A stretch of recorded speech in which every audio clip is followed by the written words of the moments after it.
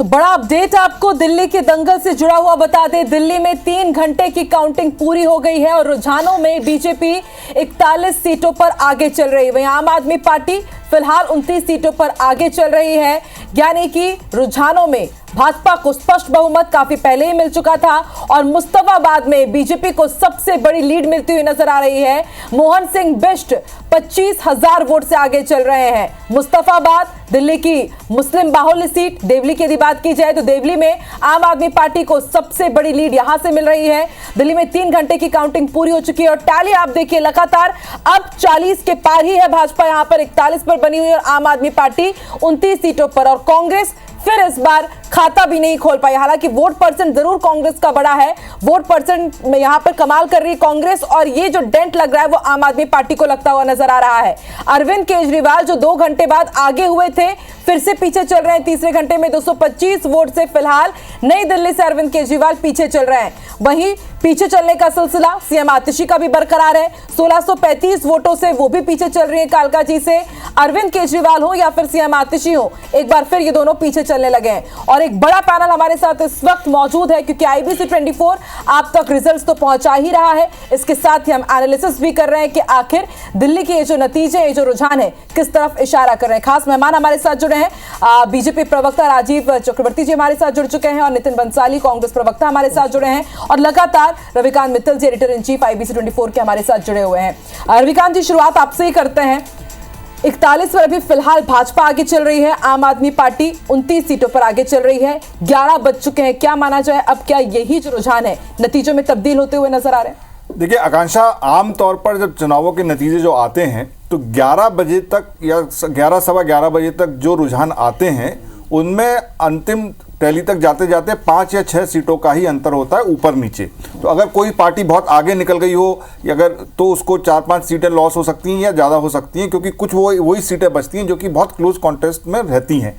लेकिन दिल्ली में चूंकि क्या है कि असेंबलीज जो हैं वो इतनी बड़ी नहीं है, वहाँ पर कई सीटें अभी भी ऐसी हैं जहाँ पर 500, 1000 और 1500, 2000 का आगे पीछे का मामला चल रहा है। इसलिए अभी क्योंकि कोई बहुत आगे, ऐसा नहीं है कि बीजेपी 50 सीटों पर आगे हो, केवल वो बहुमत से 6 सीटों पर आगे है और वो 6 सीटों से पीछे है आप जो पार्टी है। तो इसलिए ये बहुत एंड तक जा सकता है, आखिर तक जा सकता है कि आखिर कितना पीछे हो। लेकिन जो अभी तक के रुझान जो सुबह से आ रहे हैं और जिस तरीके का वोट परसेंटेज अगर आप देखें तो लगातार 4 या 5% से बीजेपी आगे है और कांग्रेस को लगभग 7% का वोट मिल रहा है। तो ये हो सकता है कि जितने भी जो नतीजे जो आए इसी तरीके के हो सकता है कि आगे बन सकते हैं कि लगभग यही स्थिति रहे। लेकिन अभी ये कहना थोड़ा सा बहुत जल्दी होगा, इसमें 3-4 सीटों का अंतर हो सकता है। ठीक है, तो देखिए लगातार एक अपडेट हम तक पहुंच रहा है और हम आपको हर एक आंकड़ा भी बता रहे हैं, चुनाव की ब्रेकिंग भी बता रहे हैं। अरविंद केजरीवाल फिर से पीछे हो गए। अब रिएक्शंस ले लेते हैं। राजीव जी और नितिन जी भी हमारे साथ स्टूडियो में मौजूद हैं। राजीव जी, आपका पहला रिएक्शन क्या रहेगा? देखिए, रविकांत जी ने जैसे कहा, बहुत मैं उनसे सहमत हूँ कि मुझे वो समय याद है 2013 जब कांग्रेस के लोग रैली निकाल दिए थे कि हमारी जीत तय हुई, और बाद में जो परिणाम आया तो वो बिल्कुल विपरीत था, भारतीय जनता पार्टी जीत गई थी। और साथ में उन्होंने यह भी कहा कि आज जो दिख रहा है कि रुझान है जो हर पोलिंग स्टेशन से लगभग बढ़त ही दिख रही है, कहीं कहीं पर हम पीछे हैं। तो कुल समय बात है कि जो रुझान दिख रहा है वो भारतीय जनता पार्टी के प्रति एक जनमत, एक स्पष्ट जनमत, एक स्पष्ट बहुमत ये दिख रहा है। तो बिल्कुल हम जीतेंगे, लेकिन अति आत्मविश्वास भी नहीं है। और कांग्रेस के साथ जो है वो फिर से कहेंगे कि जैसे ये चल रहा है कि आर्यभट्ट, बाणभट्ट जिन्होंने शून्य का आविष्कार किया था, तो कांग्रेस शून्य की तरफ ही है। हालांकि वोटिंग परसेंटेज बड़ा है और दृढ़ता के साथ है। राजीव जी, भले ही अभी आप आर्यभट्ट की याद दिला रहे हैं, लेकिन कांग्रेस ने यदि इतना कमाल नहीं किया होता तो भाजपा को भी थोड़ी मुश्किल जरूर होती, क्योंकि कहा तो यही जा रहा है कि कांग्रेस जितना ले जा रही है उतना ही नुकसान आम आदमी पार्टी को हो रहा है और उतनी जीत रही है भाजपा। नहीं, देखिए, हर पार्टी की विचारधारा के लोग जो जिसे कहते हैं कि वैचारिक वोटर्स, कमिटेड वोटर्स, तो कांग्रेस के कमिटेड वोटर है। कांग्रेस का 15 साल वहाँ शासन रहा है, तो मैं नम्रता से स्वीकार करता हूँ कि कांग्रेस के भी वहाँ वोटर है। तो वो भाजपा को सपोर्ट कर रहे हैं, आम आदमी को सपोर्ट कर रहे हैं। ये बहुत अब बातें बहुत पीछे चली गई है। लेकिन आज जो दिख रहा है, आज जो जनादेश दिख रहा है वो भारतीय जनता पार्टी के प्रति दिख रहा है। और जो कुशासन था आम आदमी पार्टी का वो दिख रहा है कि वो खिसक रहा है। जो हवाई बातें थी और ज़मीनी स्तर पर और राष्ट्रीय स्तर पर जो उनके जो उटपटांग बयान आते थे, तो दिख रहा है कि आम मतदाता इस बार चाहती है कि कनेक्टिंग रहे, जो सामंजस्य है, केंद्र में भी अपनी सरकार हो, राज्य में भी अपनी सरकार हो। तो ये एक इस रुझान से स्पष्ट आ रहा है कि लोग अब लड़ाई झगड़ा नहीं चाहते, लोग चाहते हैं कि सामंजस्य बना रहे, हमारे काम होते रहे, हमारे रुके हुए काम होते रहे। ये एक जनादेश ये स्पष्ट करता है। चलिए, अब दिल्ली के द्वार 27 साल बाद भाजपा के लिए खुलते हुए तो नजर आ रहे हैं। रुझान तो फिलहाल यही कह रहे हैं। हमारे साथ और भी खास मेहमान जुड़ चुके हैं, उनसे भी आपका परिचय करा देते हैं। पंकज चतुर्वेदी हमारे साथ जुड़ गए हैं, बीजेपी प्रवक्ता मध्य प्रदेश से। शैलेंद्र पटेल जी भी जुड़ गए हैं, कांग्रेस प्रवक्ता मध्य प्रदेश से। और पॉलिटिकल एनालिस्ट दिल्ली से नवोदित मेहरा जी हमारे साथ एक बार फिर जुड़ गए हैं। सुबह से ही पूरा पॉलिटिकल एनालिसिस वो कर रहे हैं। एक कांग्रेस का मैं कॉमेंट ले लेती हूँ, फिर मैं अपने दूसरे मेहमानों के पास जाती हूँ। नितिन जी, किस तरह से आप देख रहे हैं? फिर वही कांग्रेस फिर खाता नहीं खोल पाई, शून्य पर ही अटके हुए हैं। ये शून्य की आज सुबह से जो मजाक उड़ा रहे हैं सब, ये गलत है। शून्य ठीक है, एक बात है कि शून्य पे आए हैं, तो शून्य अगर किसी के साथ जुड़ जाए तो 10,000 और 10,000 का 1 लाख भी होता है, इसलिए किसी संख्या का मजाक नहीं उड़ाना चाहिए, मुझे ऐसा लगता है। पर देखिए, ये चुनाव जो था, ये चुनाव केजरीवाल के खिलाफ एंटी इनकम्बेंसी साफ नजर आ रही है कि जनता जो थी उसने केजरीवाल के खिलाफ वोट किया है। पर हाँ, मैं ये मानता हूँ कि हम जनता का मन शायद समझने में कहीं चूक गए हैं। क्यों ये परिवार कांग्रेस, जहाँ पर 15 साल शासन की, दिल वालों की दिल्ली में शीला दीक्षित ने जो काम किए, क्यों जनता वहाँ से, क्यों मतदाता हमारे परिवार के लोग वहाँ पर क्यों नाराज हैं, इसका विश्लेषण जरूर करना होगा। और फाइनल रिजल्ट आने के बाद इस पर जरूर आत्ममंथन होगा। और एक चीज और बता दूं आकांक्षा में आपको कि लगभग 500 से कम वोटों के अंतर पे लगभग 10 सीटों पर अभी फाइट चल रही है। 1000 वोटों से कम मार्जिन वाली लगभग 16 सीटों पर फाइट चल रही है और 3000 वोटों से आगे पीछे लगभग 15 सीटें हैं। तो मुझे ऐसा लगता है कि अभी कुछ भी कहना, जैसा कि रविकांत सर भी कह रहे थे, मैं उम्मीद है, मतलब नितिन जी, उम्मीद तो है कि कुछ तो कांग्रेस बेहतर पहले से कांग्रेस ने किया है। पर मैं इस बात को भी मान रहा हूं कि जनता का मन समझने में हमसे कहीं चूक हुई है। ठीक है, अरविंद केजरीवाल के खिलाफ जो है मतदान हुआ। ठीक है, शैलेंद्र जी, आप भी कांग्रेस पार्टी के ही हैं। नितिन जी तो कह रहे हैं कि कहीं पर हमसे चूक हो गई है, जनता का मन हम भांप नहीं पाए, समझ नहीं पाए। क्या आप भी इस बात से इत्तेफाक रखते हैं और आपको भी उम्मीद कि शायद ये शून्य बदलेगा भी, आगे बढ़ेगा भी?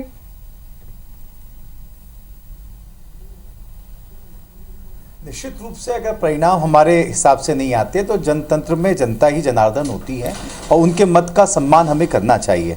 अगर दिल्ली की जनता का मत हमारी तरफ नहीं आया तो हमें अपने अंदर आत्मावलोकन की भी आवश्यकता है। हमें यह भी देखना होगा कि आज की बदली हुई राजनीतिक परिदृश्य में जो नया मोदी और शाह का एरा आया है उसमें हम कहीं ना कहीं कहाँ पे चढ़ रहे हैं और जो जिस तरह की रॉन्ग प्रैक्टिस पॉलिटिक्स में हो रही है उनको हमें सामना करने के लिए क्या क्या कदम उठाने पड़ेंगे। लेकिन शैलेंद्र जी, बहुत ही बुरे हालात नहीं है कि 2012 में जिस पार्टी का गठन होता है 2 बार लगातार वो दिल्ली में राज करते हैं, अभी भी वो 29 सीटों पर है और कांग्रेस भाजपा को आप लोग कड़ी टक्कर देने की बात करते हैं, सबसे बड़ी राष्ट्रीय पार्टी होने का दावा करते हैं, लेकिन देखिए कैसे हाल है, शून्य पर अटके हुए, वो भी दिल्ली में।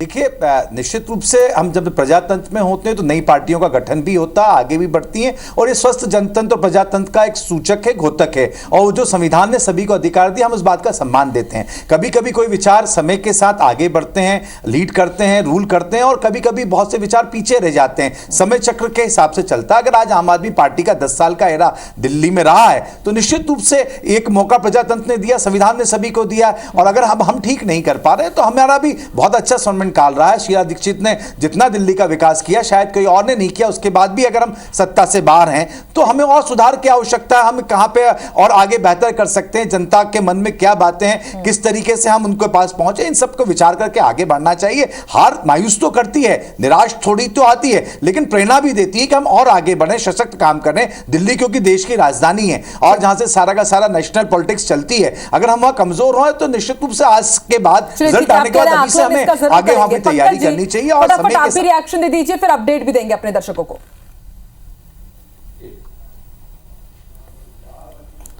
देखिए आकांक्षा जी, ये कांग्रेस पार्टी और कांग्रेस पार्टी की मौसेरी भाई आम आदमी पार्टी दोनों की कड़ी पराजय है। और जिस प्रकार का छल कपट और धोखा ये दोनों मिलकर दिल्ली की जनता को देते आते, कांग्रेस का तो सुपड़ा साफ है। लगातार तीसरा चुनाव जहां कांग्रेस पार्टी लगभग शून्य है, उसके पहले एक चुनाव था जिसमें कांग्रेस पार्टी की 7-8 सीटें आई थी। और आपको स्मरण होगा कि उसके पहले अरविंद केजरीवाल कांग्रेस पार्टी के सपोर्ट से सीएम रहे कुछ दिन तक, फिर सरकार गिर गई, फिर दोबारा 20 का चुनाव हुआ और 25 का चुनाव है। और ये उन सब लोगों को एक करारा जवाब है जिन्होंने भारतीय जनता पार्टी की राष्ट्रवाद की विचारधारा का विरोध किया। एक गठबंधन खड़ा किया गया था लोकसभा चुनाव में प्रधानमंत्री जी के व्यक्तिगत विरोध के नाम पर, बीजेपी के विरोध के नाम पर, इंडी गठबंधन। और हैरानी ये है कि उसी गठबंधन ने कांग्रेस को ठग लिया। इंडी गठबंधन की समाजवादी पार्टी अरविंद केजरीवाल का सपोर्ट करती है, ममता बनर्जी अरविंद केजरीवाल का सपोर्ट करती है। कांग्रेस की स्थिति देखिए आकांक्षा जी कि समाजवादी पार्टी, ममता बनर्जी जो कभी कांग्रेस की पार्टी की नेता हुआ करती थी, वो तक कांग्रेस को समर्थन देने को तैयार नहीं है। तो जो घाघ राजनीतिक दल हैं वो समर्थन नहीं दे रहे, तो जन समर्थन क्या मिलेगा? और ये कांग्रेस के परिवारवाद की, तुष्टीकरण की, भाई भतीजावाद की और भ्रष्टाचार की नीतियों की हार है कि विकल्प के योग भी नहीं समझा कि एक आध सीट भी दे दें। और ये पहला चुनाव नहीं आकांक्षा जी, लगातार तीसरा चुनाव 2020 में, 2000 उसके बाद के चुनाव में और ये 25 के चुनाव में 8 सीटें, 0 सीटें, 0 सीटें। आप सोचो तो आप हो कहां पर? आप मतलब किसी गिनती में नहीं, ना 20 में ना 25 में। वो पॉलिटिकल एनालिस्ट ज्यादा अच्छे समय समझा पाएंगे। नवोदित जी, आप क्या मान रहे हैं? देखिए, भाजपा की तरफ से प्रहार किया जा रहा है आम आदमी पार्टी के ऊपर भी और कांग्रेस पार्टी पर भी, क्योंकि लगातार तीसरी बार खाता भी नहीं खुलता नजर आ रहा है कांग्रेस का। हालांकि कांग्रेस जरूर कह रही है कि आकलन करेंगे, इतनी कैसे पिछड़ गई, जबकि लोग लगातार बोल रहे हैं कि सबसे अच्छा काम शीला दीक्षित की सरकार के दौरान ही हुआ है। देखिए आकांक्षा जी, आपको स्मरण होगा कि जिस समय चुनावी कैंपेन शुरू हुआ था तो लग रहा था कि हम त्रिकोणीय मुकाबले की तरफ बढ़ रहे हैं और त्रिकोणीय मुकाबला होगा और सीटों के रुझान उस तरह से आएंगे। परंतु जब कैंपेन बढ़ना शुरू हुआ तो ये साफ जाहिर होने लगा उस कैंपेन के दौरान कि ये पूरा का पूरा चुनाव आम आदमी के एंटी इनकम्बेंसी के रूप में लिया जाएगा। और जिस तरह से मैं कहूंगा कि भारतीय जनता पार्टी की जो चुनावी मशीनरी है, उन्होंने हर बूथ पे जाके, हर वोटर पे जाके अपना काम किया है, अपनी पॉलिसीज बताई और सकारात्मक पॉलिसी बताई है। ये नहीं कहा कि उन्होंने दुष्प्रचार का सहारा नहीं लिया। जबकि कांग्रेस ने भी ये कहा कि आम आदमी पार्टी की फेलियर्स ये रहे हैं, उन्होंने ये चीजें डिलीवर नहीं की है।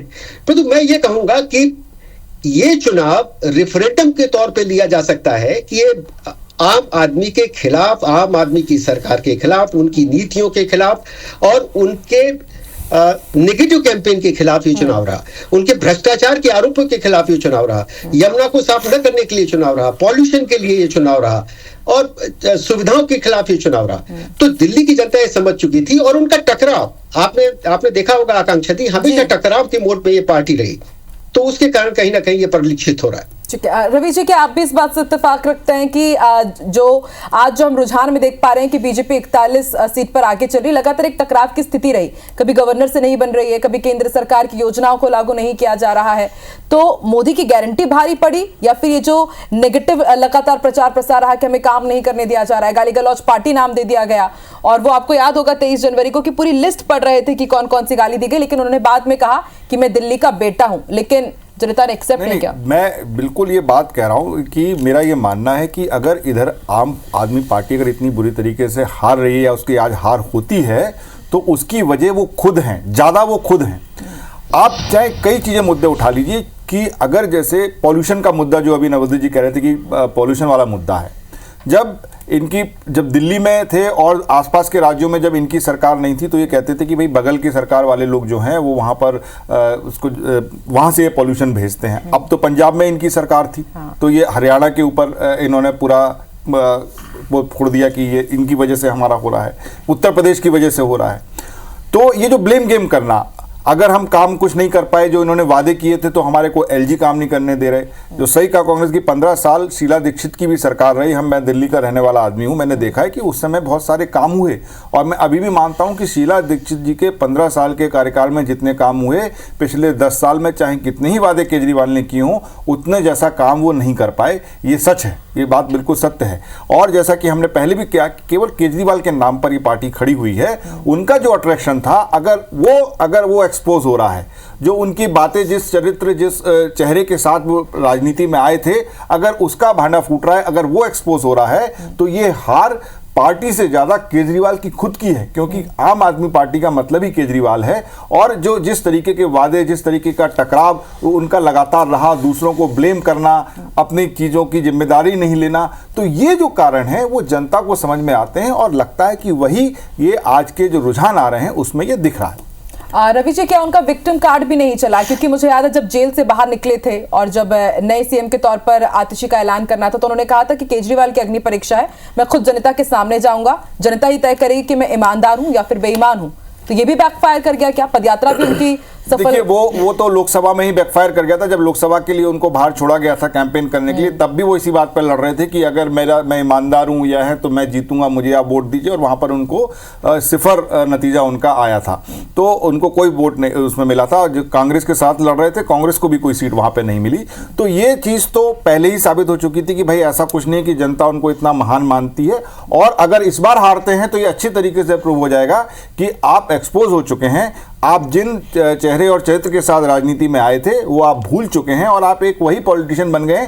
फिर तो सब बराबर है ना। जनता को पता है कि एक आम पॉलिटिशियन जो है उससे वो क्या एक्सपेक्ट करती है, लेकिन आपसे उसके एक्सपेक्टेशंस दूसरे थे, आप पार्टी से भी और आप मतलब अरविंद केजरीवाल से भी।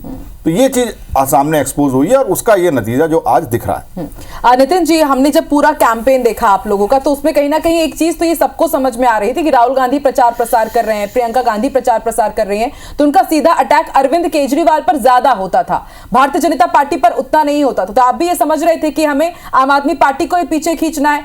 आपकी सीधी जो लड़ाई है वो भाजपा के साथ नजर क्यों नहीं आ रही थी? नहीं, तो सीधी लड़ाई सरकार में कौन था?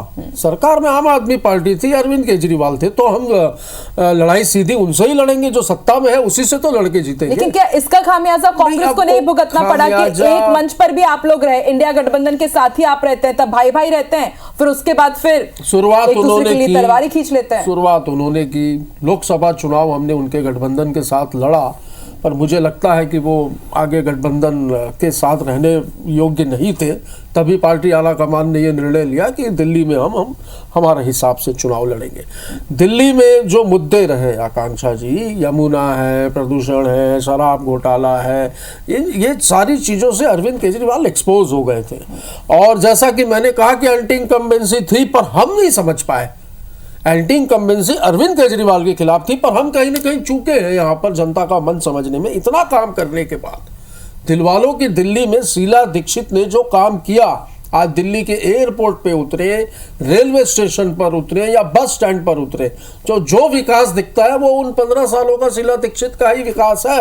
यहाँ पे केजरीवाल ने इन 10 सालों में जुमलेबाजी के अलावा कुछ भी नहीं किया है। आज अन्ना जी मुझे लगता है थोड़े से खुश होंगे जिस आंदोलन से केजरीवाल निकले थे। विकल्प के तौर पर नहीं देख रही है ना नितिन जी जनता दिल्ली की जी, कांग्रेस को भी तो विकल्प के तौर पर नहीं देख रही है। नहीं देखा, उसमें मैं कह रहा हूं ना कि कहीं न कहीं परिवार है। अब दिल्ली की जनता क्या, देश की जनता एक परिवार है, हमारा परिवार के सदस्य नाराज है। तो नितिन जी, एक चीज मैं जानना चाहूंगा कि चलिए ठीक है, इस बार नतीजे आपके उस आशा के अनुरूप नहीं हुए, लेकिन क्या आपको ये लगता है कि अब जो स्पेस है, जिस तरीके से आप अगर हारती है ये चुनाव, जो कि अभी तक के रुझान बता रहे हैं, तो क्या आपको लगता है कि आपको एक स्पेस मिल सकता है दिल्ली में, जहां पर कि आपकी सरकार सबसे ज्यादा समय रही? बीजेपी की तो 5 साल हुई थी जिसमें उन्होंने 3 मुख्यमंत्री बदले थे। कोई बीजेपी की हिस्ट्री नहीं है।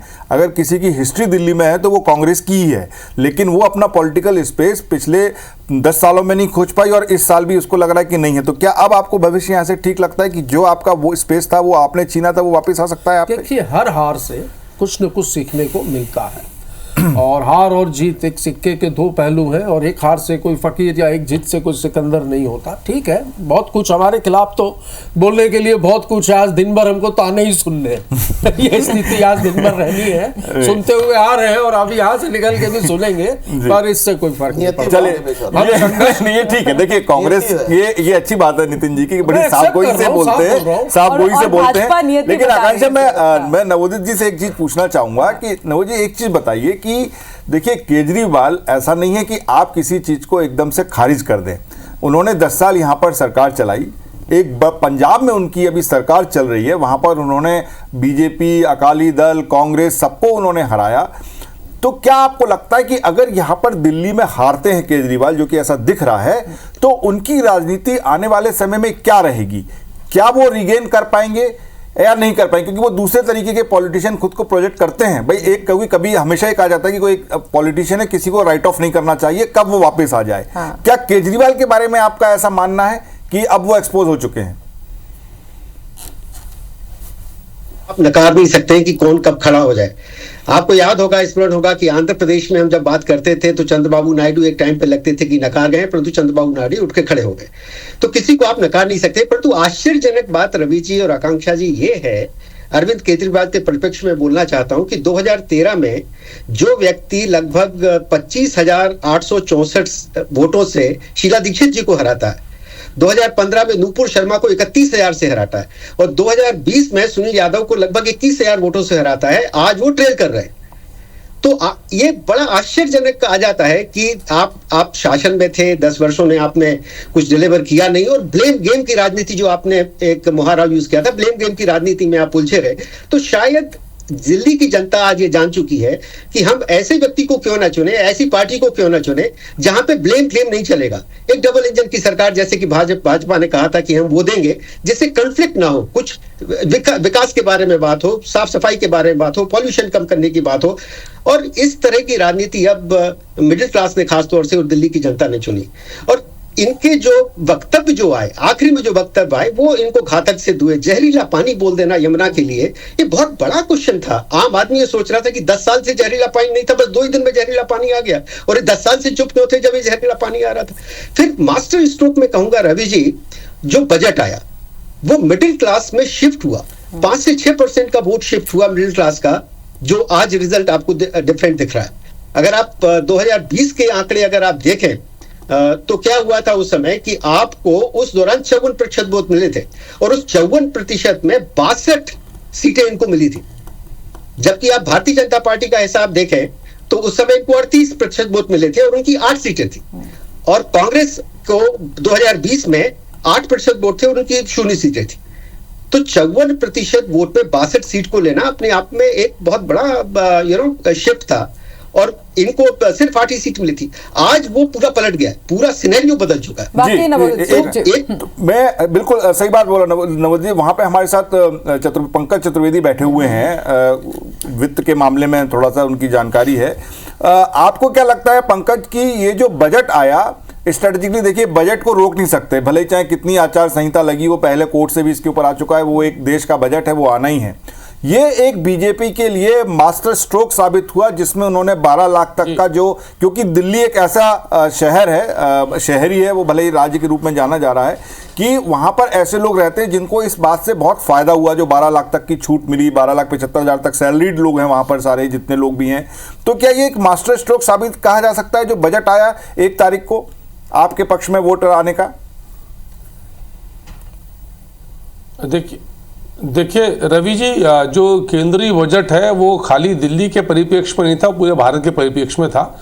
और हमारे यहाँ वो क्लास जिसको हम सब लोग मध्यम वर्ग कहते हैं, जिसमें से हम सब अधिकांश लोग आते हैं, उनकी एक लंबी मांग थी कि टैक्स की जो 5 लाख की सीमा बीजेपी ने बढ़ाकर 7 करी थी, उसको 10 कर दिया जाए। सरकार ने 12 कर दी।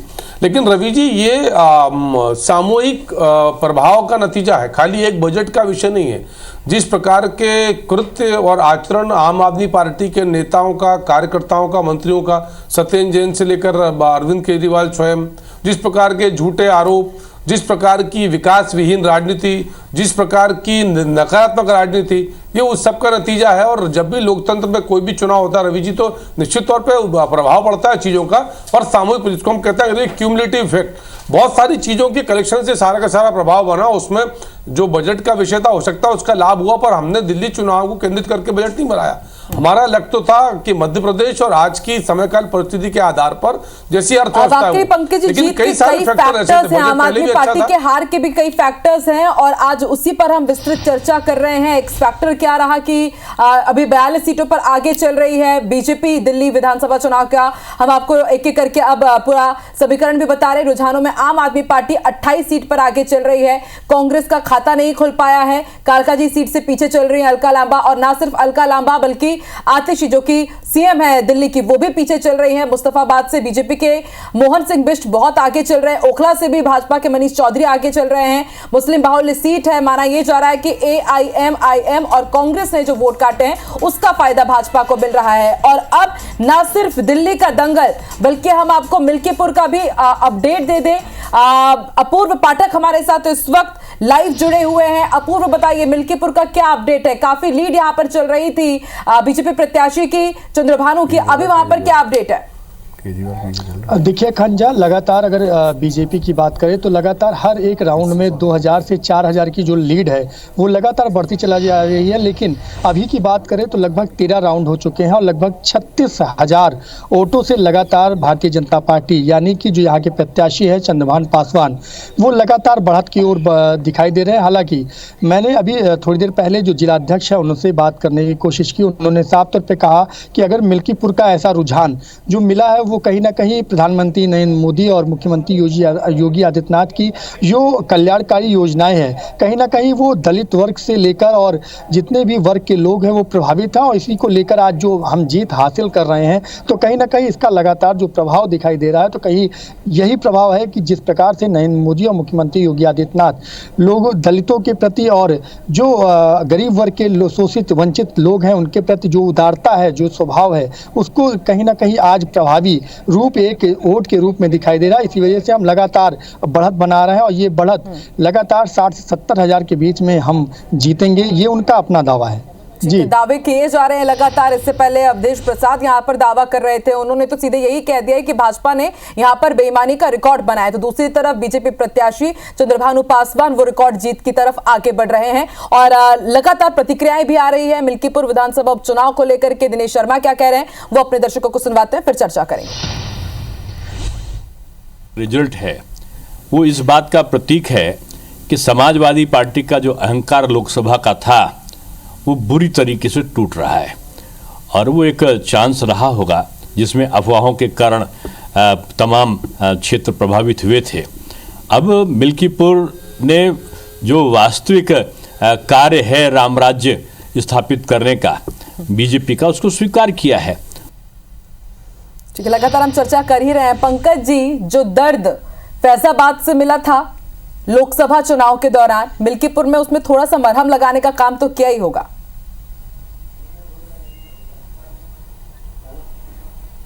देखिए, मरहम माफ कीजिएगा पंकज जी, मैं रोक रही हूँ। अन्ना हजारे इस वक्त कुछ प्रतिक्रिया दे रहे हैं, बहुत जरूरी हो जाता है उनको सुनना। उनके दिमाग में नहीं आया है और आखिर शराब के बारे में उन्होंने एक मुद्दा उठाया बहुत वीक हो कि शराब की दुकान, उसमें शराब की बात क्यों आ गई? पैसा, धन और दौलत इसमें बह गया है और इसके कारण, इस शराब के कारण वो बदनाम हो गया है। इसके कारण लोगों को भी एक मौका मिला कि ये चारित्र के बारे में बोलता है और दूसरे बारे में शराब की बात मैं पहले से बता रहे हैं। अच्छा, वो विचार वो उनके दिमाग में नहीं रहा और उसके कारण आज वो इलेक्शन में हार गए, कम वोटिंग है। तो क्या अन्ना भ्रष्टाचार, जो उनके नेताओं के ऊपर जो भ्रष्टाचार के आरोप लगे थे, तो क्या वो भी इस नाकामी के पीछे जो उनको कम सीट मिली है वो भी वजह रही? भ्रष्टाचार उनके ऊपर भ्रष्टाचार, क्या अरविंद केजरीवाल हो या उनके कई नेता हो, उनके ऊपर भ्रष्टाचार के आरोप लगे थे, क्या ये वजह हो सकती है जो उनके कम सीट चुनकर आए हैं? राजनीति में आरोप प्रत्यारोप होते रहते हैं। लेकिन जब आरोप होते हैं तो ये आरोप कैसे गलत है वो जनता को दिखाना जरूरी है कि ये मेरे ऊपर जो आरोप हुआ ये गलत है ये साबित करना पड़ता है। जो साबित होगा तो कोई नहीं बिगड़ सकता है। और सच हमेशा सच होता है, झूठा हमेशा झूठ होता है। तो सच के मार्ग से जाना चाहिए। कई बार ऐसा आरोप भी लगा है क्या अन्ना हजारे के वजह से ये अरविंद केजरीवाल जो है तो दिल्ली पे सत्ता पर अन्ना हजारे के ही वजह से अरविंद केजरीवाल दिल्ली पे सत्ता पर बैठे, उन्हीं के साथ वो अनशन करते थे। बार बार आप पे उंगलियां उठाई गई और अभी भी उठाई जाती है, कैसे देखते हैं अन्ना इसे? ये बराबर नहीं है। दिल्ली में पहली बार एक मीटिंग हुई थी और उस मीटिंग में इन्होंने पक्ष और पार्टी निकालने के लिए सोच किया था। मीटिंग नहीं इसके लिए थी और जिनको पक्ष और पार्टी में जाना है वो मीटिंग के लिए आ जाओ। मैंने देखा, मैंने तय किया पक्ष और पार्टी में मैं नहीं जाऊंगा, किसी पक्ष और पार्टी में मैं नहीं जाऊंगा। तो अन्ना हजारे को आप सुन रहे थे। बहुत दिनों बाद अन्ना हजारे ने कुछ कहा और शायद उन्हें भी नतीजों का इंतजार था। और एक और अपडेट अपने दर्शकों को दे दे कि आज शाम बीजेपी दफ्तर शाम 7 बजे पहुंचेंगे प्रधानमंत्री नरेंद्र मोदी। और जिस तरह से रुझान है, माना जा रहा है कि प्रधानमंत्री नरेंद्र मोदी भी यही समझ रहे हैं कि अब यही जो रुझान है वही नतीजों में तब्दील होंगे। हाँ, देखिए, अगर ये संदेश आ जाए कि प्रधानमंत्री बीजेपी ऑफिस जाएंगे दिल्ली में, तो इसका मतलब यही होता है कि वो जो भी चुनाव है वहां पर बीजेपी जीत रही है। और देखिए, अब मुझे लग रहा है कि ये अब जैसे नितिन जी से मेरी अभी बात हो रही थी और पूरा डेटा लेकर बैठे हुए हैं कि अभी भी कम से कम 8 से 10 सीटें ऐसी हैं जो कि बहुत क्लोज कॉन्टेस्ट पे जाएंगी आकांक्षा। और ये कितना क्लोज है, क्योंकि अब सबसे इंटरेस्टिंग बात यह है कि वहां की कॉन्स्टिट्यूंसी में जो राउंड है वो किसी कॉन्स्टिट्यूंसी में केवल 10 राउंड है, किसी में 25 राउंड है। मतलब इस तरह आउटर दिल्ली जैसे बहुत बड़ी है और सेंट्रल दिल्ली छोटी है, तो इस तरीके से वो भी बहुत बड़ा अंतर है। तो ये भी नहीं कह सकते कि जी अब 5 राउंड हो गया तो जी पक्का ही हो गया, क्योंकि पता लगा कि 6 राउंड इधर होगा, उधर तो अभी 20 राउंड बचे हुए हैं। तो ये थोड़ा सा जो अंतर है, तो मुझे लगता है, लेकिन अब मुझे लगता है कि ज्यादा अंतर नहीं आएगा। अगर अंतर भी आएगा तो मेरा पहले भी ये कहना है कि 4 से 5 सीटों का ही अंतर होता है, उसमें भी किसी ना इसमें बीजेपी की सरकार लगभग बनी जाएगी, ऐसा नजर आता है कि भाई 36 ही तो चाहिए। और देखिए 44 हो गया, हमारे बात करते करते अभी 41 था और अब जो रुझान बता रहे हैं वो होता रहेगा। तो अब बस सबको इंतजार है कि कब ये जो रुझान है वो नतीजों में पूरी तरह से इंटैक्ट हो जाएंगे। प्रधानमंत्री नरेंद्र मोदी शाम 7 बजे बीजेपी कार्यालय पहुंचेंगे, जनता को संबोधित करेंगे। और अभी अन्ना हजारे को आप सुन रहे थे, काफी लंबे अरसे बाद वो टीवी में नजर आए, उन्होंने भ्रष्टाचार का बार बार जिक्र किया। और मुझे याद आती है रवि जी, साल 2011 था, मैं कॉलेज में थी और एक अलग सा आंदोलन चल रहा था, सबके सर में एक टोपी थी, मैं भी अन्ना।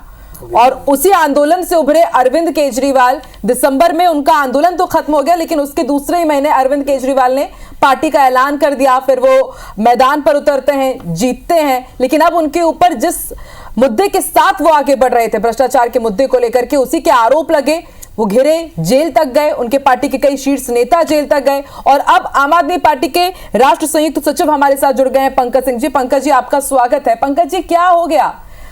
अन्ना हजारे को हम सुन रहे थे, 26 सीटों पर अभी फिलहाल सिमटती हुई नजर आ रही है आम आदमी पार्टी, रुझान 26 सीटों तक के हैं, कहां चूक हो गई आपसे?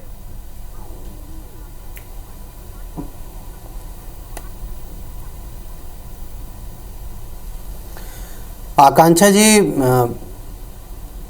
जैसा कि अभी एक साथी भी कह रहे थे, ये अभी गिनती चालू है, कई राउंड की गिनती बची हुई है। चुनावों में मैं था और दिल्ली के अलग अलग हिस्सों में जाना भी हुआ। मुझे विश्वास है कि दिल्ली की जनता आम आदमी पार्टी के अरविंद केजरीवाल जी के कामों पे विश्वास करती है और उन कामों पे जनता ने वोट किया है। वो परिणाम, अभी कई सीटें ऐसी हैं जो थोड़े मार्जिन से आगे पीछे हैं, तो परिणाम अभी आगे आने बाकी हैं। पंकज जी, अभी भी लग रहा है कि आम आदमी पार्टी की सरकार बन जाएगी क्या?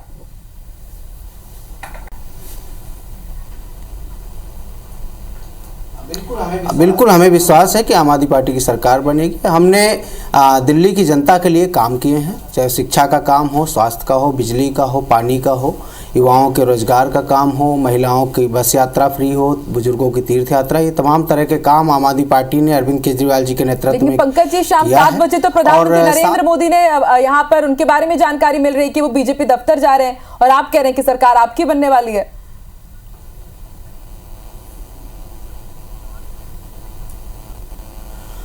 अब हर पार्टी का अपना अपना मैनेजमेंट है, अपना सिस्टम है, उनका निर्णय है। बिल्कुल प्रधानमंत्री जी जिस पार्टी से आते हैं उस पार्टी के दफ्तर जाएं, अपने दफ्तर जाएं, वो तो उनका निर्णय है।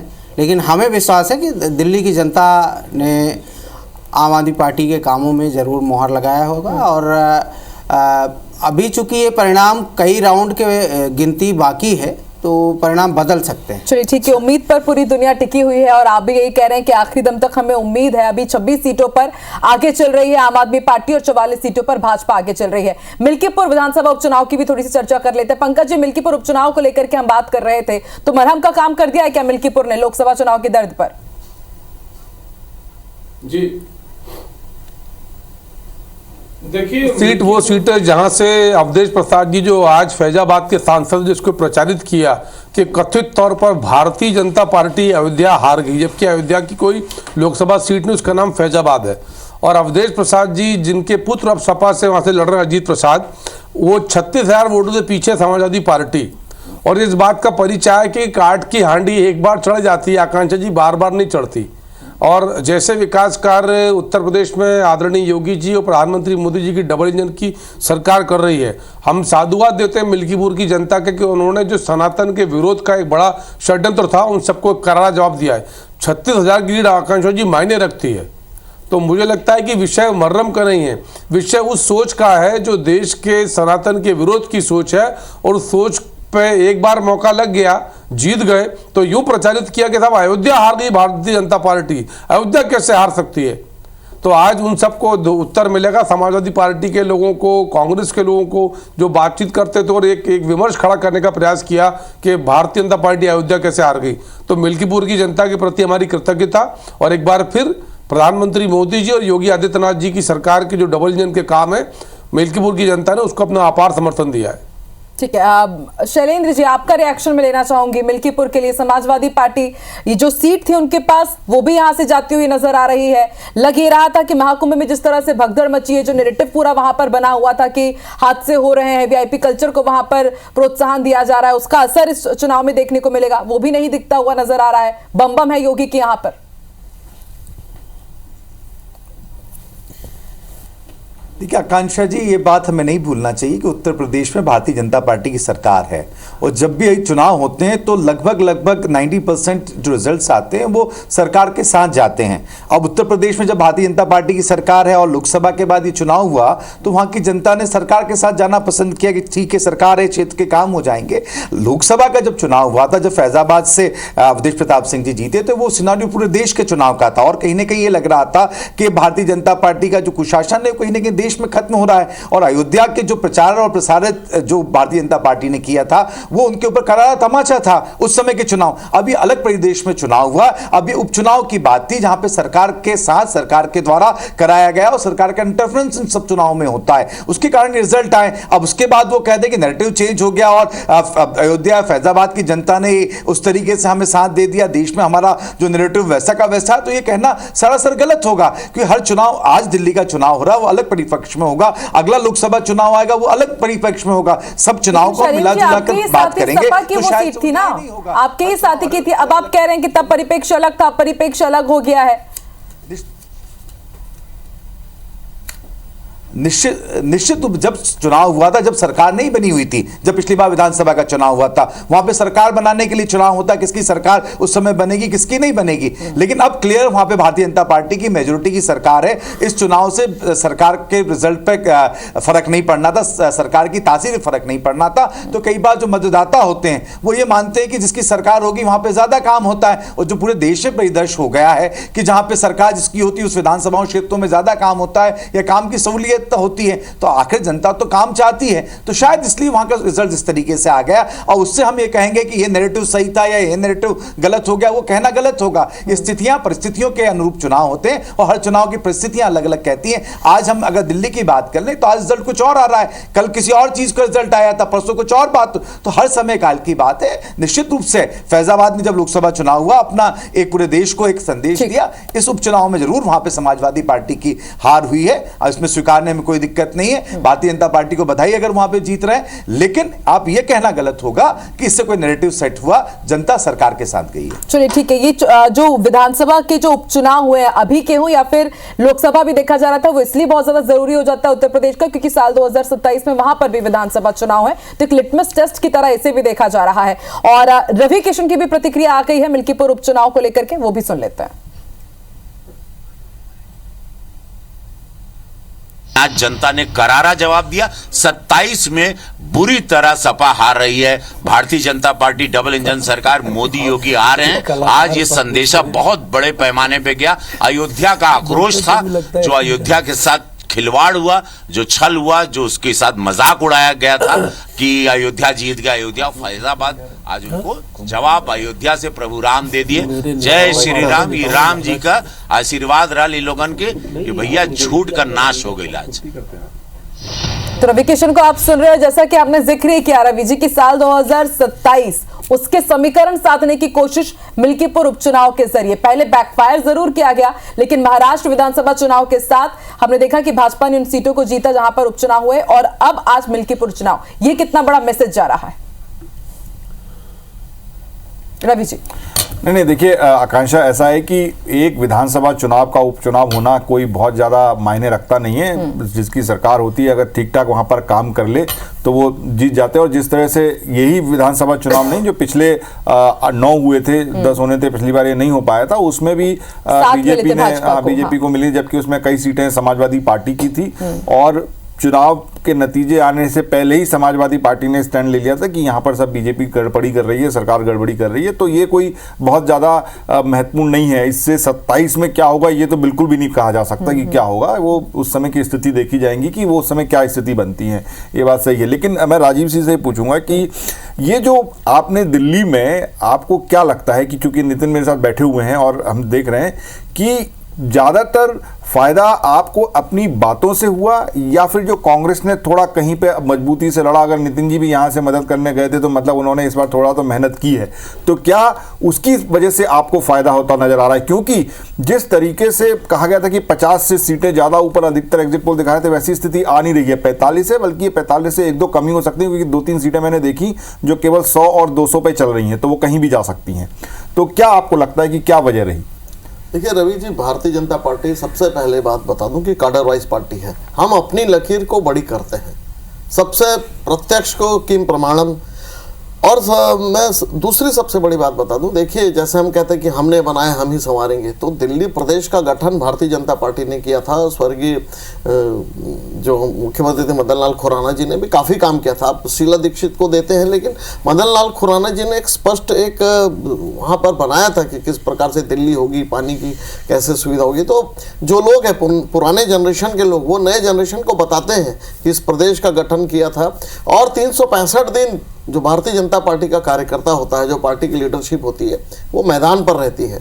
हम जो 6 कार्यक्रम करते हैं, अम्बेडकर जी की जयंती मनाते हैं, दीनदयाल उपाध्याय जी की जयंती मनाते हैं, श्यामा प्रसाद जी, उसमें सोशल वर्क भी करते हैं, ब्लड डोनेशन कैंप करते हैं। तो देखिए, केवल चुनाव के समय उतर जाना और हमेशा छिद्रान्वेष करना दूसरी पार्टियों के ऊपर, अनर्गल प्रलाप करना। जन लोकपाल बिल को लेकर आम आदमी पार्टी आई थी मैदान पर, उनके जो गठन के लोग थे, जो कोर कमेटी के लोग थे, अन्ना हजारे जी, प्रशांत भूषण जी, देवेंद्र यादव जी, इन लोगों को उन्होंने कहा कि अभी ये समय नहीं कि हम राजनीति दंगल में उतरे, हमारा समय है कि ये जो जन लोकपाल बिल का जो वातावरण बना देश भर में, हम उसको लेके काम करें, हम एक सत्ता की तरफ ना जाएं।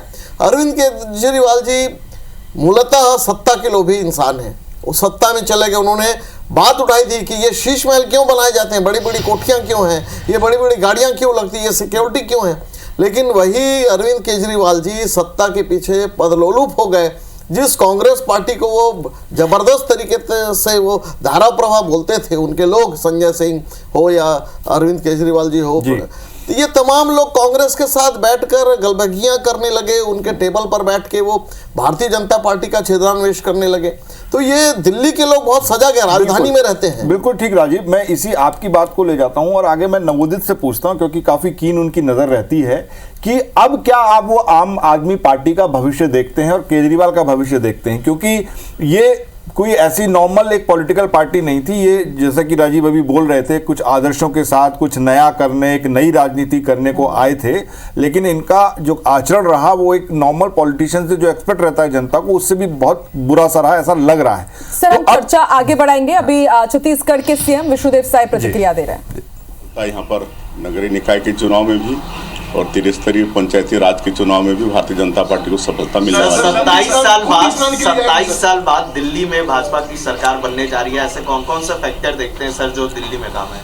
देखिए, विकास है और सुशासन है। जिस तरह से आदरणीय हमारे देश के प्रधानमंत्री सबका साथ, सबका विकास, सबका विश्वास और सबका प्रयास, इसको मूल मंत्र मानते हुए सभी वर्गों का ख्याल कर रहे हैं, सभी वर्गों की चिंता कर रहे हैं, तो पूरे देश की जनता का विश्वास भारतीय जनता पार्टी के प्रति और देश के यशस्वी प्रधानमंत्री के प्रति बढ़ा है और छल कपट ज़्यादा दिन तक चलता नहीं है। अब दिल्ली प्रदेश की जनता को भी लगता है कि वास्तव में भारतीय जनता पार्टी ही दिल्ली प्रदेश का भी विकास करेगी। तो सबका साथ, सबका विकास और सुशासन के ऊपर हमने बात की और इसके साथ ही उन्होंने इसका भी जिक्र किया कि छल कपट ज्यादा दिन तक चलता नहीं है। सीएम विष्णुदेव साय की प्रतिक्रिया हमने सुनी। रवि जी, आप अपनी बात। नवोदित, तो मैं जानना चाहता हूं कि क्या आपको लगता है कि आप अगर हार जाती है, जो कि दिख रहा है, तो क्या ये पार्टी एक रह पाएगी या बिखराव होगा और अब इसका भविष्य ज्यादा अच्छा दिखता नहीं है? क्या आपको ऐसा लगता है? देखिए रवि जी, आपने दो बातें कही। एक तो ये पार्टी एक रह पाएगी, तो उसका मैं जो विवेचना कर पाता हूं अपनी तरफ से, तो पार्टी एक तो रहेगी, बिखराव उसमें ज्यादा नहीं हो पाएगा। और जहां तक इनकी छवि का सवाल है, या दिल्ली में छवि का सवाल है, या राष्ट्र लेवल पर छवि का सवाल है, तो वो छवि निश्चित रूप से धूमिल हुई है। आपको स्मरण होगा जिस समय आकांक्षा जी ने कहा कि हम कॉलेज में हुआ करते थे और अन्ना आंदोलन चला था 2012-13 के दौरान, तो ये जो पार्टी थी भ्रष्टाचार विरोधी आंदोलन के रूप में उभरी और इनके शीर्ष नेतृत्व सारा भ्रष्टाचार में चला गया।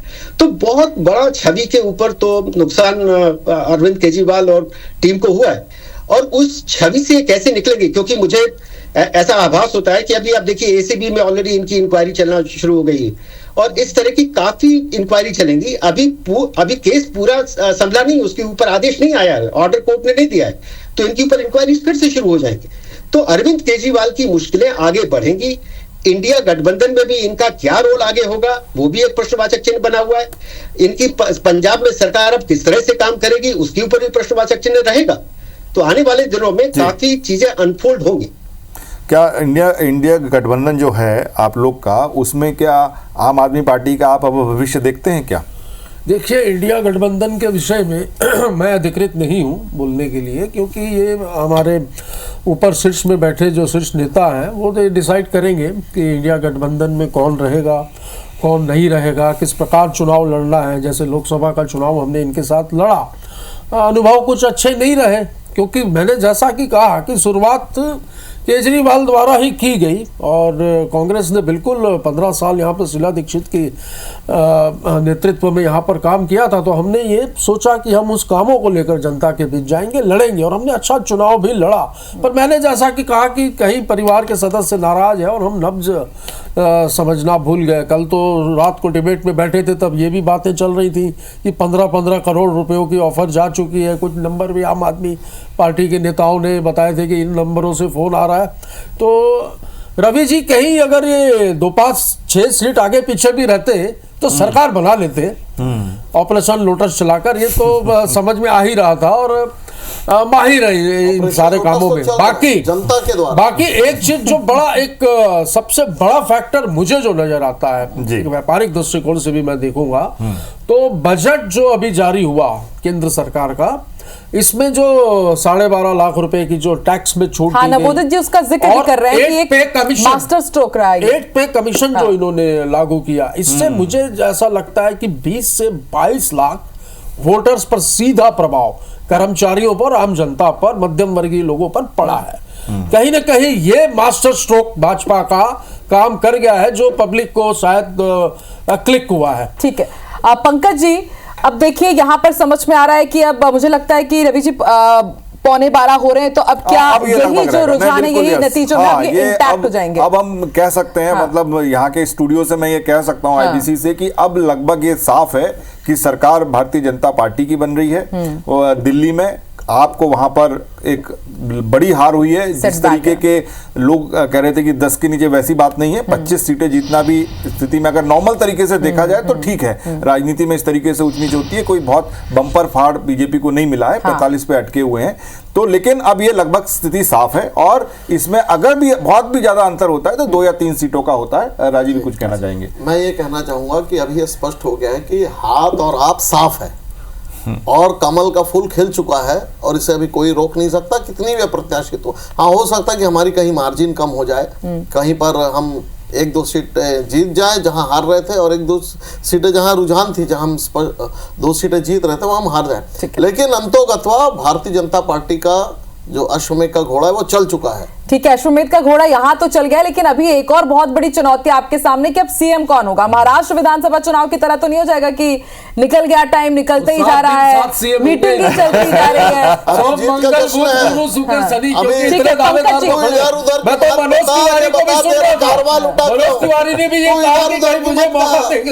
नितिन जी, अभी तो जश्न का दिन है।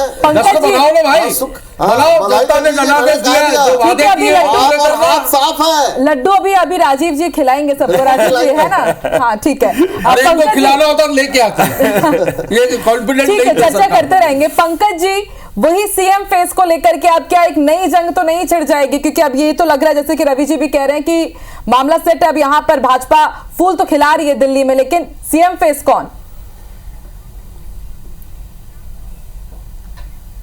देखिए आकांक्षा जी, पहले तो मैं एक आग्रह करूंगा कि अभी 45 सीटें हैं और भारतीय जनता पार्टी जब परिणाम अंतिम आएगा हम 50 सीटों के पार होंगे और शाम तक हम प्रतीक्षा करें तो रवि जी 50 प्लस पहुंच जाएंगे, ऐसा अनुमान है। जैसे हमारी दिल्ली के कार्यकर्ता मित्रों से, हमारे परिवार से बातचीत हुई तो लगभग 50 सीटें प्लस भारतीय जनता पार्टी 50 के आसपास दिल्ली में रहेगी 70 में से। तो रवि जी बड़ी जीत है, रवि मित्तल जी से मेरा आग्रह। दूसरा, मैं ये निवेदन कर रहा हूँ कि मुख्यमंत्री का विषय भारतीय जनता पार्टी कभी होता ही नहीं है। हर कार्यकर्ता के लिए काम, हर काम के लिए कार्यकर्ता, और जिस कार्यकर्ता को संगठन समय काल परिस्थिति के आधार पर जो दायित्व देता है वो जो दायित्व का निर्वहन करता है।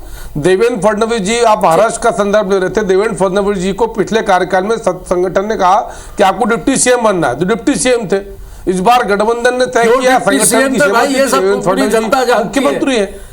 मनोबल में बहुत समय लग गया था ना पंकज जी, इसलिए लग रहा है कि दिल्ली का भी हाल वैसा ना हो, बिना सीएम के बहुत लंबा समय ना गुजारना पड़े दिल्ली को, इसलिए हमने ये सवाल उठाया। ठीक है पंकज जी, समय की थोड़ी सी पाबंदी है, हम चर्चा जरूर जारी करेंगे। एक छोटे से ब्रेक के लिए रुक रही हूँ, आ रही हूँ मैं पंकज जी, एक छोटे से ब्रेक के लिए रुक रहे हैं। लगातार चर्चा जारी है, आप बने रहिए IBC 24 के साथ, अपडेट लगातार जारी है।